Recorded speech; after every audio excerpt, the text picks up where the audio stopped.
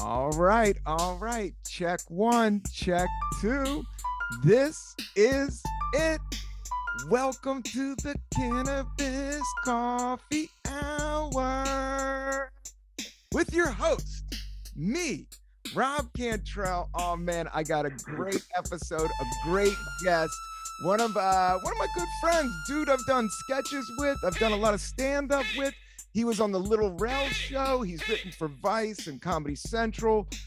He's touring right now and has just dropped a dope special on YouTube. He was in a punk band and played drums. One of the more interesting and creative cats I know here in New York. Please give it up for Mookie Thomson. What's up? How you guys doing? Good, Mookie. Welcome to the Cannabis Coffee Show. Did I just pop up on the screen, or was I already sitting there? Or am I just gonna pop up right now? Oh, you were just sitting there. Oh, okay. Okay. Good. You just have to sit through that awkward intro. I thought maybe you could edit me in. I could do like some kind of like.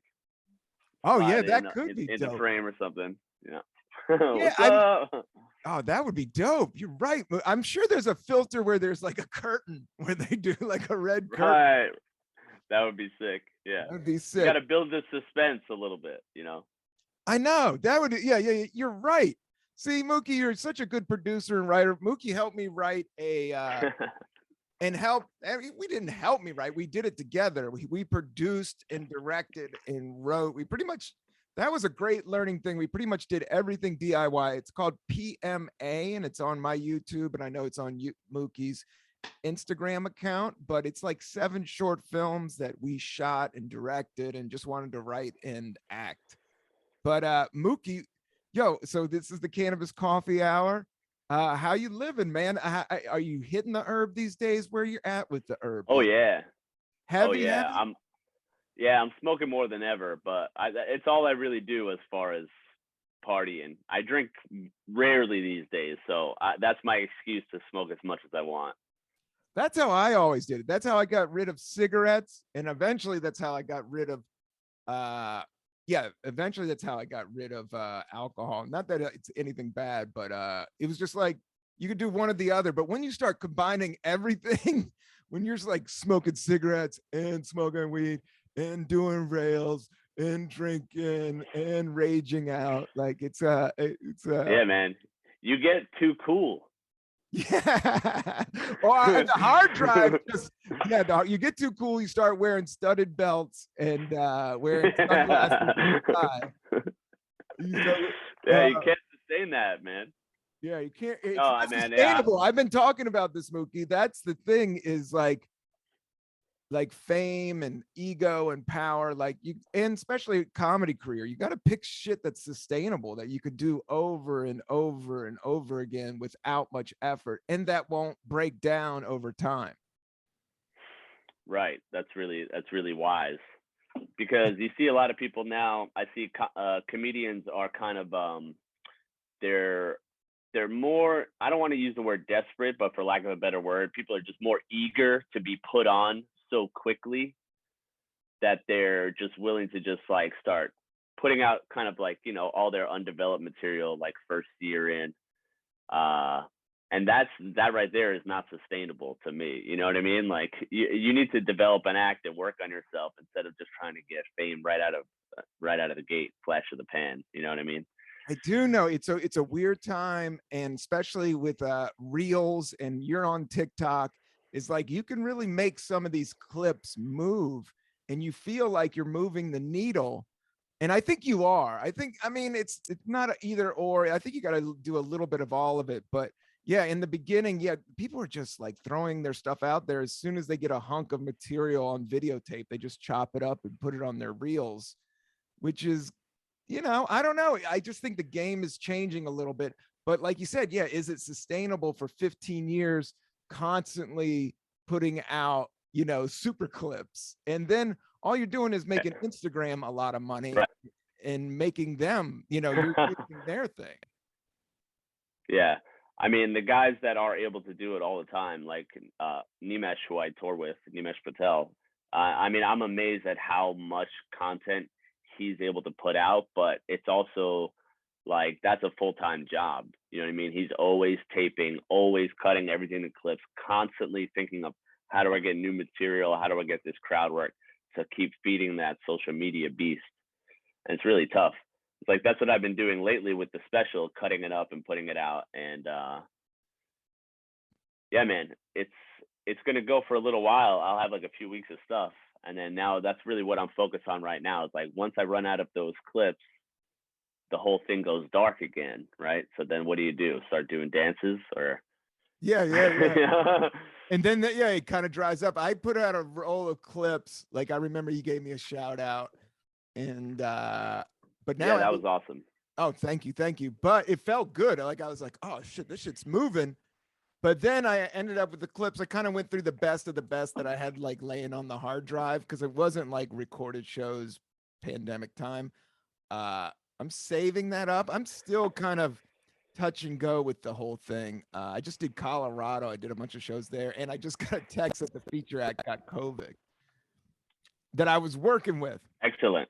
Yeah, but I tested negative last night. I'm gonna test again tonight, and I was wearing a mask. In Colorado, nobody was wearing a mask. I wore a mask everywhere. I wasn't fucking around until I went on stage, and then outside, I would just smoke joints by myself and wave. Yeah. But anyway, just to close the loop on what I was talking about, that content stuff, I think what I've learned recently is like you get a lot more out of actually taking your time and taping something high end. And even if you run out of material, if you're not putting stuff out constantly, I think the quality over quantity actually is still okay. So I think that people should focus on that a little more in this internet age. You know what I mean? It's like I'm really happy that this is like I'm almost 13 years in now, and I haven't really released any stand-up. And I was telling myself yesterday, like I'm so happy that I haven't actually got a set on TV or something before this, because I would have hated it compared to where I'm at now as a comic. Totally. No, you always feel that way. You always feel that way, and it's always going. But the only thing is that I'm a little bit too precious with my stuff, and sometimes I hang on to it too long, and then it kind of gets dead. Like there is a point where the material is like, it's ripe. The fruit is ripe. You know, it's like when if I dig back to like stuff I did 3 years ago, some of the Cold Crushers, they might get laughs, but they don't have the punchity punch as the new stuff, you know. So but that time always comes back around. It always does come back around. It's always timing. Like I say a little bit about life, and it's a lot of it's just timing, you know, and just feeling the mode and feeling the moment. Like, okay, now it's time to release. And you felt, you know, hey, you've been touring with Nimesh. Hey, you got this high-end cameras. You taped your special in Minneapolis, one of the better clubs in the country. What's the name of that club again? Acme Comedy Co. Yeah, Acme there's like 5 really top of the line comedy clubs where the owners like really care and give a shit, and the crowd's into it for all the right reasons. And Acme is one of them. One of them is like Denver Comedy Club, and then Acme Comedy Works, and then Acme, and then the Punchline in San Francisco. There's just a couple clubs where it's just known to be like just a good setup, and that's what you did, right? Yeah, well, actually, Acme has like 3 cameras set up in the club already, and I really, to be honest, wasn't planning to shoot a special. I just realized, you know, they told me they had these cameras, and I'm thinking, okay, I'm gonna definitely get some content for, you know, for social media or whatever. And then just so happens I had been running that set for, you know, a year and a half. We did almost 200 shows on the road, and that was almost like the end of that run. So it was just like the tightest it was ever going to be. And the cop jokes in Minneapolis happen to be more relevant than anywhere, anytime. You know what I mean? Like that was the time and place for those bits. Yeah. Yeah, you do have it. You lean in a little bit on. Yeah, I'm not sure. But so check. Yeah, but so it everything just kind of worked out. You know what I mean? I got this great footage. It was the cop stuff in Minneapolis, and then once I looked at it, I was like, oh, okay, I'm just gonna cut this all into a special. I knew it wasn't gonna be the most like perfectly produced thing ever. It's a little rough around the edges, but to me, it was just for my first thing more about the material. You know, just get that out there. And it looks good enough. That's what I figured. I just keep saying it's good enough. Nobody really cares that much about how a special looks. Yeah, now you're contradicting what you said earlier. What do you mean? No, but there is. No. Yeah, I was talking about the actual art, not like necessarily the production. Like, I mean, like that set was like super polished, super worked on, very thought out. And then, you know, now I'm putting out the bits and all that. And what else? You know, I don't mean production wise. Like, if you're gonna put out stand up, I think content trumps production, like, you know, 100% of the time. Yeah, it's a weird thing because you'll look at something that's shot in the back of a weird club, and if the joke is funny, it'll get just as much as, oh, here's this TV set from Conan. You know, that's what I do. Right. Like, I have an early reel of me on Last Comic Standing, and then I have one that's at Gutter, which is literally the back of a bowling alley in Williamsburg. And that one has, you know, that one is my biggest one. You know, the one from the Gutter was actually got more hits just because it was a newer joke and stronger joke in the sound, and there was good laughs on it that it just popped better. Yeah. And also, like, I mean, it's just like random timing too sometimes with these clips. Like, on my TikTok page, I'll have one video do 400 views, and then the next day of similar video will do 20,000 views. And it's very hard to figure out why exactly. A lot of it has to do with just like the time of day that you post for what audience is on there. And I mean, so much of the game is trying to predict all that shit, but you'll drive yourself nuts doing it. Yeah, you can't, it's like trying to capture lightning in a bottle. Yeah. As much as they say the internet like kind of was a cheat sheet to capture lightning in a bottle, it's still hard to get lightning in a bottle, you know? It still has to be just some like reason that it smacks. And I will say that's what I like about TikTok is like it'll just have some type of weird saying or a clip of the song. And I'm not even on there, but I will start feeding clips coming up eventually. But it like Lil Nas X, like how he's like the biggest artist right now, like going on this monster tour. And it was literally from, you know, Old Town Road, like 15-minute clip that he made in, you know, on his computer in probably 10 minutes. Yeah. He tricked the whole world into singing along to a gay cowboy song. I mean, that's one of the greatest pranks in history. Everyone in like every kid in like elementary schools across the country were like singing the song, and then like all of a sudden all their parents found out he was gay and their fucking heads exploded like, no. Yeah, no, but when you really think about like it's almost like when you live in the moment and you really see reality for what reality is, it's like, of course he's a gay dude. Did you see? Yeah.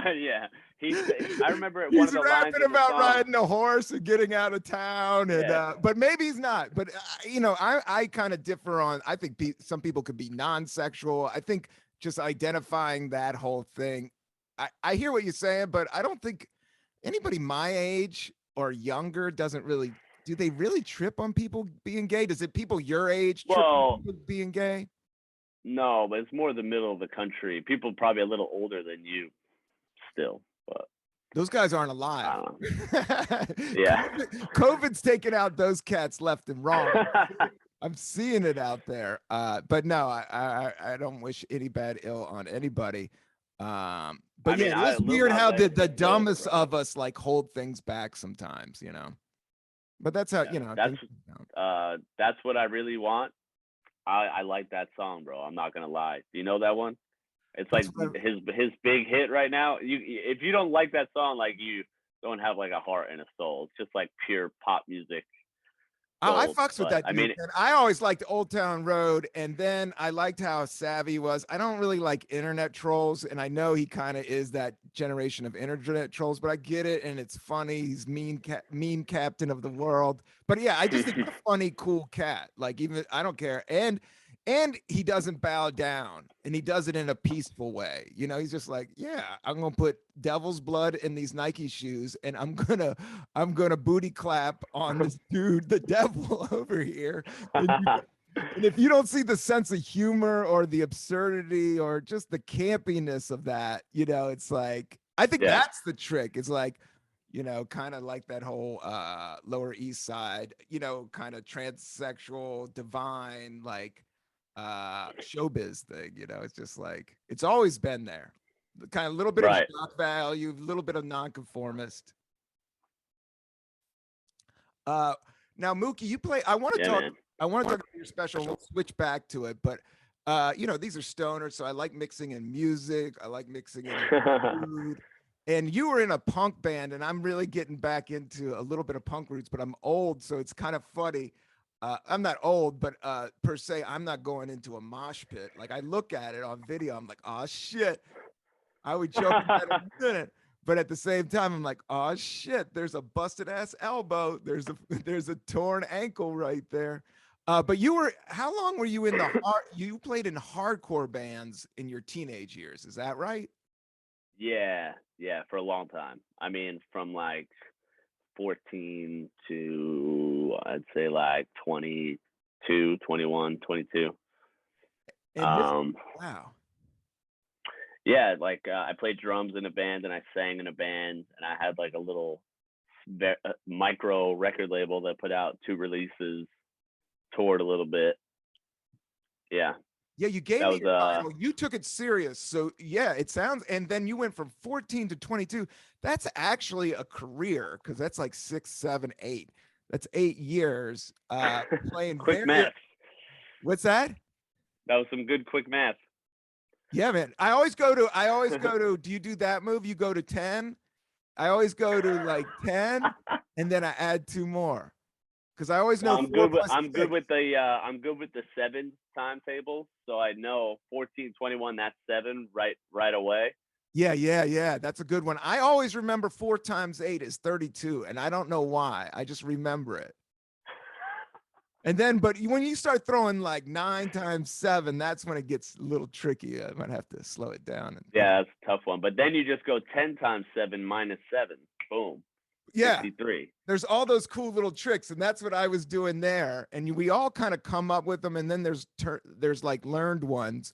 But the fun one for me, Mookie, is, dude, hit me with a 5 because I love saying 5, 10, 15, 20, Oh yeah, 25, 40. that's the best. That's everyone's favorite. Yeah. That's like the juicy of the times tables. Everyone wants to sing along. Yeah.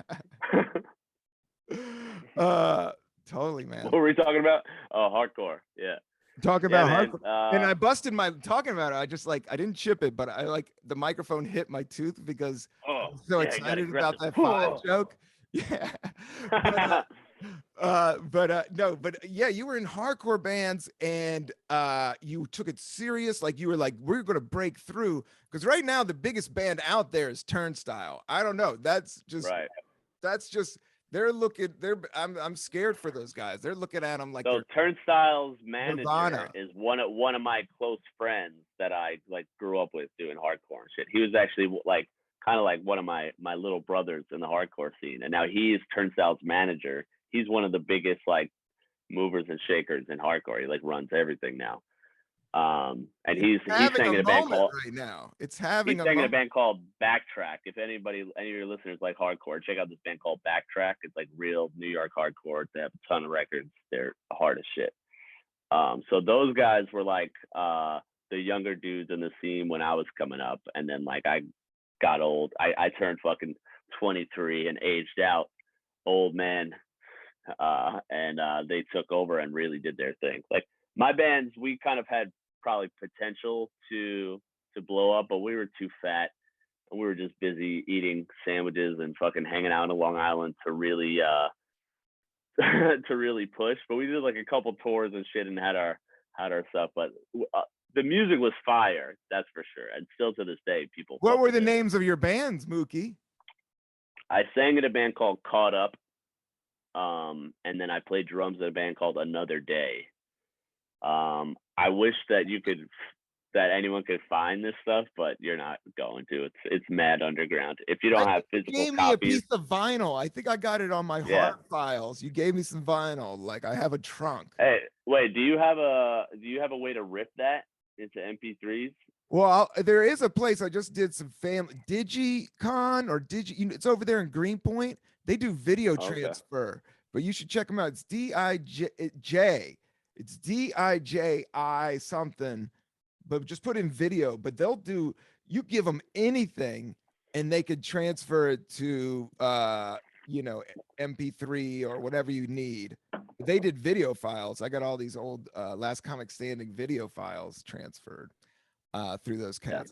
Yeah, I don't even have the MP3s of any of that stuff right now. It's like I can't even listen to it. I don't have a You have record a player either in my house. 4-track? Like you play drums. Like what was your setup at home? Like I think musicians, they always got like one guitar. I got my guitar, but I'm not like a musician. But when I go to other cats' house, you have the home studio. But you were a drummer. You got to have room for a kit. Yeah, well, part of the reason why I stopped playing drums was moving to Brooklyn, because I moved to Brooklyn back in like 2005 and never had room for a drum set again.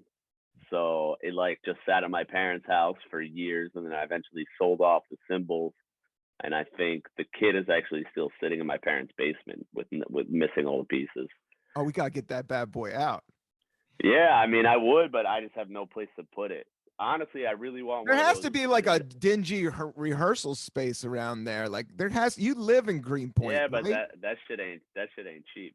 No, it's not. Hundreds a month to hang on to. You need like 6 guys, so I'll split it up. Everyone pays their 25.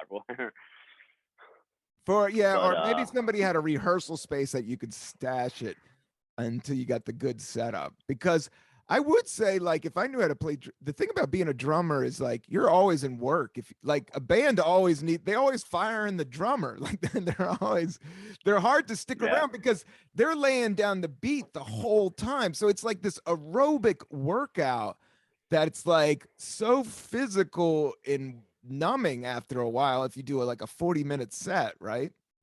Yeah, it's tough. I did a tour once where both of my bands were on the same shows together, and there was always fights because I would say that I would have to play drums before I sang, because after singing it was impossible to play drums because I would be so destroyed. Yeah, singing in a hardcore band is the most exhausting thing you could possibly do. I mean, and then drumming. I could have done that, but not now. I love yelling, as you know from my stand-up act. Yeah, but then there was always tension between the bands. Like, oh, you just want to headline when you're singing, so you wanted them to go second. I was like, nah, bro, we're playing for like 16 people in a church. Like, it really is irrelevant. Yeah. And mentally performing a stand-up, like mentally performing, like, and putting yourself out there, being the front man, like they all say, but it is a kind of a hard gig because you're kind of taking everything to the face. Like you're kind of dealing with I mean, if the band sucks, it's kind of on you. If you suck, you're making the band look sucky. And people hate on you because the chicks dig you. And well, people definitely hated on me, but no, as a front man, I was a complete wild man. It was pure chaos. Did you do any backflips? No, I wasn't acrobatic, but just very energetic. Did you crowd surf every time? Because that's what I see from these like turnstile big videos. Like everybody just runs up and does the, rock and roll, the stage dive to get the. But nowadays with clout, I think it makes it, everybody's just doing it. Yeah, I mean, our shows were never that big, dude. Like even like the biggest shows we played were maybe like 100 people or some shit like that. But like the shows that I would attend would be like that. Like I would go see fucking bands at CBGBs and shit like that. Like, or like drive up to Boston. What was the first time you went to CBGBs? What was the first time? First time I ever went there was actually a terrible band called Poison the Well. They're like a Florida like emo metalcore band. Yeah, I've heard of these. They're cool, but that was the first time. I wish it was something cooler, but the best Did you time go I by had. yourself or did you go with your sister or your older No, sister? just like other hardcore kids and shit. They used to do Sunday matinees where you can get in if you're 16. Would you take the Um, subway or did your dad drive you there? yeah, no, take the train in, take the subway, just fucking Yeah, roll yeah. over Mookie there. lived on Long Island growing up. Yeah, That's and sick. yeah, but Did I you saw drink the at Gorilla Biscuit. CBGB's or you were straight edge? Oh, straight edge all day, bro. Yeah. Dude, I think that's so rad. Like that's the crazy thing. Like Mookie's way out there. Like he's almost Hunter S. Thompson these days, or he's had some, but I guess you said like from the ages of 14 to 18, Mookie drank no alcohol and smoked no cigarettes. You were like, and yeah, during your teen years. Yeah, yeah, That's full on cool. straight edge, angry punk rocker. Yeah, yeah, judging everything. I had more fights than sex. Put it that way. Yeah, that's a lot of pent up testosterone there. Dead sober, Yeah. a lot of backed up nut. Yeah. Yeah, that's funny, man. So do you listen to hardcore still now? I kind of took a bit of a break for a while, but I've recently gotten heavily back into it. It's kind of like all I've been listening to. Like There's a time and a hip hop. place for it. Yeah, but it's also having a big resurgence at the moment too. Like, since post pandemic, it's really exploded. There's this video guy called Hate 56. It's the word hate number 5 and the word 6. Yeah, I've He seen his videos. Yeah, if you don't follow him, go check his shit out. He posts these like really high end videos of hardcore festivals and shows and drum camps and really awesome stuff. And he's All like, in Brooklyn. He has a great turnstile of Brooklyn. And then I saw that what I was going to ask you about, just to weave it in there, was the Cro-Mags playing at that outdoor park over at Tompkins. Yeah, I wanted to touch on that. Like, did you see those? Like, that's a resurgence. The crowd is crazy, and it's it's all the COVID zombies and gutter punks coming back from the dead, man, coming out there to rock and roll. It's hilarious. Yeah, there's something beautiful and horrible, and I don't know. It's part of like coming out of the pandemic a little bit. Yeah, and on top of that, there's a lot of new female led hardcore bands that are really killing it and are awesome, and especially this band called GEL from New Jersey. They're so fucking cool, man. And yeah, that's awesome. Just an awesome thing too, because Yeah, when I was coming up in the scene, there was never enough of that. It's not just boys fun, you know. I know, too much dudes. After a while with rock and roll, like Van Halen and Led Zeppelin, dudes are like, oh my God, and you're just like, dude, you're worshiping like another dude. But to see a chick rock out, there's something even beyond sexual about it. It's just cool. Like the Smashing Pumpkins had a great bassist. The Talking Heads had a female bassist, which were both like super rad and both super amazing. They had to be good in order to come up. But yeah, I never especially a singer too. A singer to me is so cool because like punk rock and hardcore music is all about the underdogs, and there's nothing more underdog than a little chick trying to be tough singing in a band, and then when they absolutely kill it and they're fucking even harder than any of the dudes, like there's nothing that makes me happier than seeing that. Dude, the popular band when I first got to San Francisco in '99 was and it was like kind of the early hipster scene. I just started doing stand-up, but in the Mission District was Bride of Ozzy. And it was an Ozzy Osbourne Black Sabbath cover band with this girl singer that would wear duct tapes like the plasmatics like on her nipples and just rock out to Black Sabbath. I mean, they tear it down. Like they would play house party. They were like almost like a biker gang. Like their hipster cred was like they weren't even that mainstream. They were just taking shit over. And I remember they have a couple videos. They never went out there.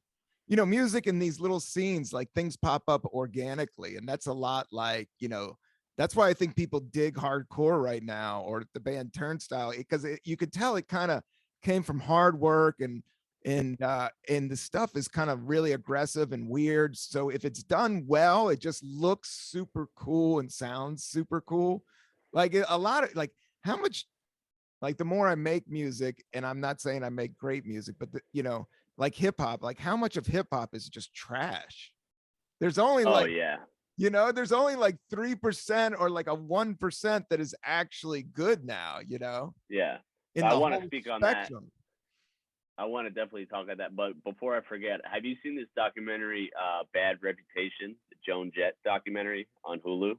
Yeah, I think I Because that just did. relates to what we were just talking about. It's so cool. If anyone out there hasn't seen it too, she's one of the like raddest human beings of all time, dude. Oh, dude, she is the epitome of rock and roll, man. Yeah, absolutely. But on the hip hop thing, dude, like that's kind of why I started getting more back into hardcore too. Like I got really bored with the hip hop scene, and it's been real bad for a long time. But the new Pusha T album is maybe one of the best hip hop albums I've ever heard, man. Like I'm struggling with where to put it in my top 5 of all time right now. Swear to God. Wow. So I think Pusha T single-handedly saved hip hop, and most people don't even realize yet what an absolute classic this album is. Yet it's a sleeper. I guarantee, like you'll listen to it start to finish, and you'll repeat it. Yeah. Neck and Wrist, I've heard. Which song is that? Neck and Wrist. It's the one with Jay-Z. Oh, the one with Jay-Z is called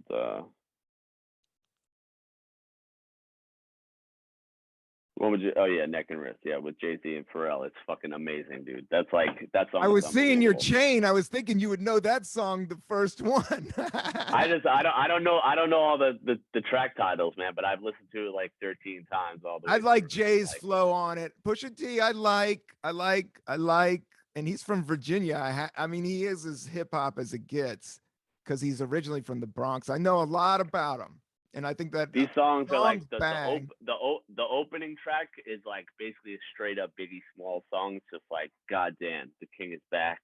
And then it's just like every song is like almost like a slightly different style of hip hop with like Dreaming of the Past. Now I'm looking at the track list because I know the names. Dreaming of the Past is like a more like soulful, like look back at everything. It's just, man, what an album, dude. I can't say enough Did you about buy it. it? No, it's on Spotify. Yeah. It's on Spotify. No. But that means something if you put it on your Spotify. I think that means something too. Like, I'm gonna download your shit. You know? You ever get that after shows? Like people are like, I'm gonna download your shit. And you're like, dope. But now Spotify took my album off, so I'm kind of bummed. I'm kind of trying to refigure out my relationship. What happened with that? They're still not putting it on. I got a fucking email this morning from 800. Why is it not on? Because it's about the rights and because you do all the too much anti-vaccine propaganda. Yeah, I don't do enough. No, I think it's all about money. That situation with that record, they just don't, Spotify's just known not to pay the artists enough, but you got to use them because they are dope.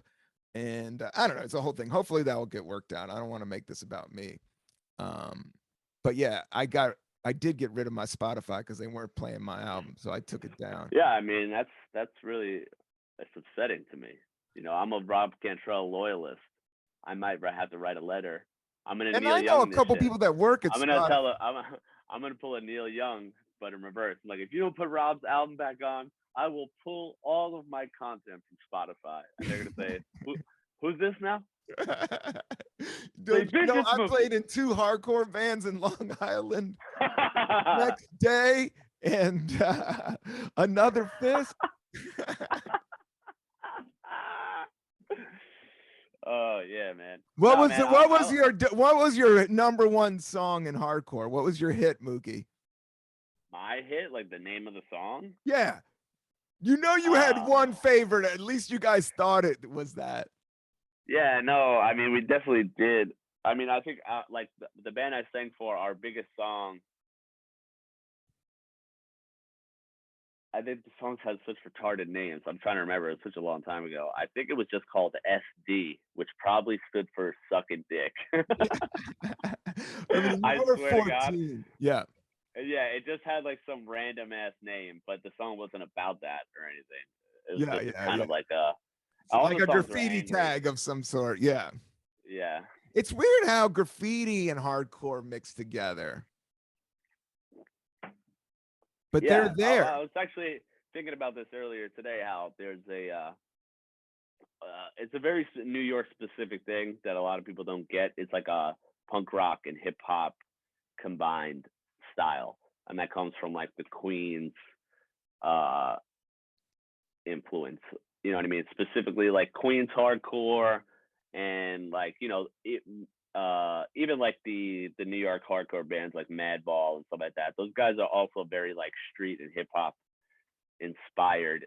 Uh the New York Because it's New hardcore York. sound. If you're into music, you're Yeah. getting like the best hip hop. So everybody, it's Yeah. like Nas is looked upon like Frank Sinatra of an 80s kid, or a 90s Yeah. kid. It's just like it was on, and all your older brothers and all your friends and everybody's uncles listened to, Nas and Hot 97 because it Right. was the biggest fucking shit. And it was the good. They should be listening to it. It was good. Right. And Madball is like a hugely influential band in like modern hardcore, like really kind of pushed the transition from the more like punk rock, melodic inspired stuff into just more straight up, just like beat down, violent music. But it was very hip hop inspired. It's kind of known for this sort of bounce in the drums, like the do It had kind ka of a do happy do ka. feel. Yeah. I kind of got Madball. I didn't grow up with that, but I listened to it and I know that whole like they play the trumpets with the dog like dun, dun, dun, dun, dun, dun, and No, everybody. no, no, no, no, no, no, no, no. No, That's Gorilla Biscuits. that's right. That's Gorilla Right. Biscuits. Okay. That's positive hardcore. Madball is the exact opposite. Everything is about they're literally a street gang, a DMS, like They would punch you demonstrate in the my face and style. take your wallet maybe. Yeah, yeah, they absolutely would. Yeah, they're straight up Yeah, New criminals. Like York several had of that them as are. cats. Yeah. Yeah, yeah, The yeah. Cro-Mags were That's like like a that. A real little thing. bit violent Yeah, and a little bit illegal. yeah. Well, because the Cro-Mags come from like real old Lower East Side, where it was straight up homeless people and gutter punks living in abandoned And buildings and heroin shit like addicts. that. Yeah. No, yeah, yeah, yeah. Yeah, yeah, And but yeah, yeah, then a few scattered brilliant artists and weirdos. yeah. And yeah, no, when I started comedy, I went to the Lower East Side. I went to Surf Reality in 99. And it was the one place that it blew my mind. You could smoke pot indoors. And it was so that scene. It was like in the open mic went to 3 in the morning, and it literally was like heroin addicts, some Puerto Rican dude, and then some it was just, and to be a kid from Virginia, just to see that was like one of the most mind-blowing and I was all by myself going solo, and I signed up and I performed late night, but it was like, and going down there was before smartphones and shit, so it was scary. And I grew up in DC and I wasn't scared that much, but down there I remember being like, because the show started at like 12:30. I was like, oh, this could go wrong. Like just being on the wrong, like it was like dark. You know how some of those Lower East Side streets at night, like you just feel alone. Yeah, man. I used to do the Bowery Poetry Club midnight mic. That was like kind of one of the places I started at. Victor Bernardo used to host it. You ever do that back in the day? Yeah, I did. That was like, and some of those guys were left over from Surf Reality. I remember that. Right. Yeah, but that was kind of a sweet spot. Like I did, yeah, I rapped on that stage. I did a rap show on that stage. I That was did a real stand freak up. show. Yeah, yeah, that was like the leftover of the Surf Reality, and that world did not exist with like Midtown or Carolines. Like it was like very No. segregated. Like it was like almost two other universes, like floating around. And now it's not that way. Like people say everybody's split up in all these different camps. Where I'm starting to see it, it's more individual. Like it's more like because we have the technology, it's more like everybody's their Yeah. own thing. Yeah, I made a big shift in that respect. Like I just now think about my comedy career the same way as like if I was a hardcore band or a rapper. Like I'm literally just an artist trying to put out content and build an audience and book shows. And it has like, as a comedian, you really don't need the comedy scene kind of at all, except for stage time, really. And obviously the support of your peers, that you can't really do anything without that. But in the long run, these comedy industry routes are just not what they used to be, right? So you don't really need them anymore. Like getting JFL or getting a late night set is not what it used to be. It doesn't launch your career. It might get you represented by some cokehead agent, but that's about it, dude. So Yeah. like really, all you have to do now is just be an independent artist, like as if you were a rapper, just or a hardcore band or punk band. Put up flyers, make T-shirts, get your stuff out there in front of people, and that's the entire gig. And making that mental shift has honestly made me feel a lot more free as an artist. Like I don't think at all about like what person's gonna feel this way about this bit or whatever, man. All I care You about shouldn't is think about anybody. fans and It's hard to, people. yeah, it's hard to not think about other people in life. But yeah, I think the number one rule is to never give a fuck what other people think. If you're being true to yourself, and if you're being true to yourself, I think that's the way to be most sustainable. But with all that said, there's two counterpoints to everything. Is like the real love I get is on stage having fun and growing and flowing. Like that's like what I really love about stand up. And it takes a long time to get there. It just takes a long time. I mean, you're there, but it takes at least 7 years to learn just how to shift the gears in some way. And then the other thing is I still want mainstream success. I don't want to post clips forever. Give me a HBO show, give me 2.5 seasons and let me write or perform on that. And then I'll do some stand-up gigs on the side, and that way I'm just saying, I still will, I would jump on an NBC sitcom or any of that shit. How was your experience when you worked on a sitcom, Rel? Like, that was Mookie was here in New York, and then he took off. A little bit of a sad story with Kevin Barnett, his friend that passed away. Oh yeah, a little bit. It's a little bit sad. A little bit sad. I didn't want to bring it up, and that was the thing. Fine. Then I started, but I also wanted to think, Mookie, it was just like the listener would be interested about. You were actually on a real sitcom in the last 3 years, like what that experience was. And then why you were there. Well, it was very brief, honestly. It was a very small part. It was super intense. Being on the set of a sitcom shot in front of a live audience is it's crazy because they have such a short amount of time to get so much stuff done, and it's scheduled incredibly tight. And the director on these type of shoots is just like a general. Like he's just like yelling out orders like go, go, go, get it, wow. Get it, bang, bang. And so it's a lot of pressure. And so I feel like the whole thing was over in seconds after like a whole day of walking around in costume, being ready, practicing my 3 lines. Yep. And then the thing was over in seconds. And they actually, like, we did a take of it, and then they did a rewrite on the spot. They're like, okay, we want to change your line. So they gave me a different line. And then, like I said it one way, and then in my mind, I'm thinking like, okay, I'm going to try this. And then we're going to do it again. I'm going to try something a little different and we'll get it. Right. But then like, they're like, all right, we're done. I'm like, oh, fuck, it's over. Like before I even realized that it started, you know what I mean? Yep.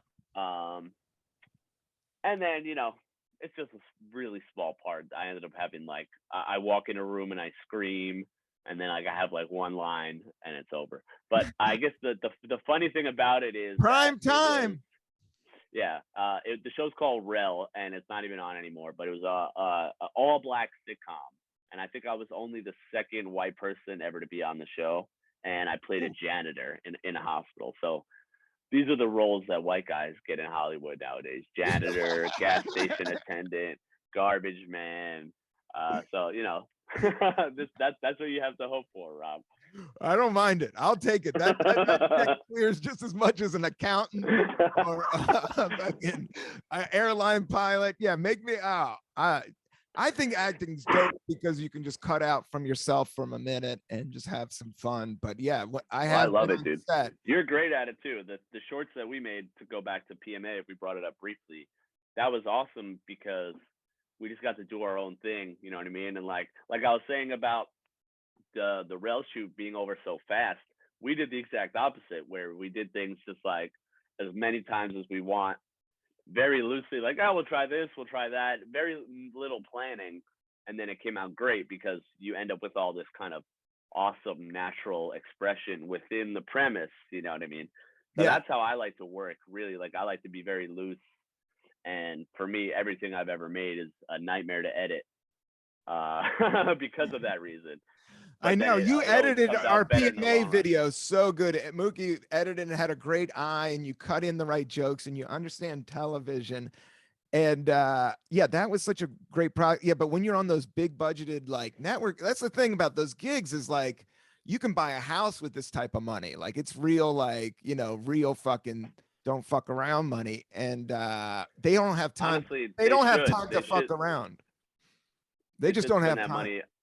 They should spend that money feeding homeless people most of the time, rather than making these shows. Honestly, Dude, Hollywood is it is a machine, man. They crank right now. How many shows are being shot right now that maybe not ever be seen? Like maybe union shows. yeah, And I that did a all project. takes lighting. But it is dope. Like, I don't know, I'm learning more about filmmaking doing this podcast. I got a light on me. I got a sound has gotten a little bit better inch by inch. You know, I really move like a turtle, but I always keep going forward. But it's amazing when they get to Hollywood, like everything is at such a professional grade, like the lighting. Once you start fucking with union people, it's like the lighting people, that's what they fucking do. The sound is like they feed their kids doing the fucking, so that it's all bomb. But I mean, it takes a lot. Yeah, yeah, man. It's hard to I worked on a sustain. project. I worked on a project last year that had like almost a $3 million budget, Oh shit. and it still hasn't come out. It's just sitting on a hard drive somewhere for like almost a year now. I haven't heard a word about it being pitched or anything. I don't know if it will be, because it was with Complex and they were sold to BuzzFeed. It had a big mix up of all their upper staff, and no one knows what's happening. So it's like, that's what these companies do, bro. They just like ship that kind of money into something, and then now it's just a file. It's just megabytes, bro. Dude, once you go up to a certain level, it's all business. I was thinking about that in the shower today. It's like, and businesses fold and move. Like old dudes just like buy up businesses, run it. If it's making money, then they flip the money. If it's not making money, everybody just scraps it. You know, everybody's just like, bottom line, this thing ain't making money. Bam, out. We got to keep moving. So yeah, man, it's a trip. Show business is a trip. Mookie, it's been almost an hour here. I don't want to take too much of your day. I know you're always writing, and I hope you pitch something that get me in and do a little part in, hopefully soon. But and vice versa. If I ever get something, I'll find something for you. I just think you're so much fun to work with, and thanks for being on the pod. Thanks for talking about all the shit. Congrats on the new YouTube or your new special. Did you edited that, just to tie it in real quick? Did you do the cut and scratch yourself? Yeah, Oh, I did that, and again, a similar process to PMA where I tore my hair out for weeks, but it got done because I'm not a professional editor. It's something I have an eye for the timing, but the actual stuff on the computer is something that I'm constantly learning as I go. So making it look like what I imagine is always a hurdle, but it got done, yeah. And it's definitely a blessing to be able to edit your own comedy. There's nothing more empowering, because leaving that in the hands of somebody else, to me, is an absolute nightmare. Anytime I've ever seen somebody else editing my stuff, it makes me feel nauseous, because I'm such a control freak about how my material is perceived, that it's like, I need to be able to cut exactly at this line. I need to be able to cut out this word or this sound. And I mean, every comedian should learn how to edit for that exact reason, because it gives you so much power over your stuff. You can make yourself look as good as you're supposed to look, whereas somebody else doing it can only do their own version of it, and they're never going to quite see it the way you do. True. Yeah, I mean, everybody's editing right now. That's and the tools are all right there, but it does take patience, and anything that you put your attention to is my new thing. Like, you got to block out all the distractions, and even though it looks complicated, you just kind of, if there's a will, there's a way. You could figure it out these days. Yeah, dude. So Mookie, what's the name of the special, and then we'll sign off. The special is called Free Mookie. Quick story about that. The name is actually inspired because once outside of a hardcore show, a couple of cops came up and started harassing a big group of my friends, and I sort of cursed out the cops, and they like roughed me up and threw me against the car, and arrested me. The guy was threatening to kick my ass and all this shit. And then so a bunch of my friends followed the cops down to the police station and made like signs and t-shirts that said Free Mookie on them. And so I had never seen the signs or the t-shirts because I was on the inside when all this happened, right?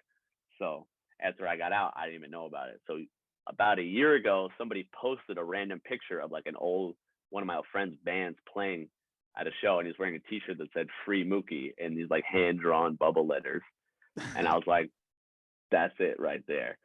So I named the special after that. I'm going to do a t-shirt also pretty soon that says Free Mookie too. So it's called Free Mookie. It's on YouTube, youtube.com/Mookie Thompson. Oh, love it. That is dope, man. If you want me to do the bubble letters, I'm down, man. Just let me know. I'll stencil it up. I've been practicing my bubble letters. I got them fat. If you want to do a quick sketch of it, just send me over. I'm taking submissions. Yeah. I'll send you a pic. I might even do multiple versions. I got the most excellent set of Sharpies, my man. I got like these big. I got the silver joints. I got the neons. We'll see what I can do. You never know with art. You just kind of throw it down and then you see what happens. And sometimes it's fresh. And I'm looking forward to. I've checked out their clips and they're super fresh, Mookie. And I appreciate you being on the pod.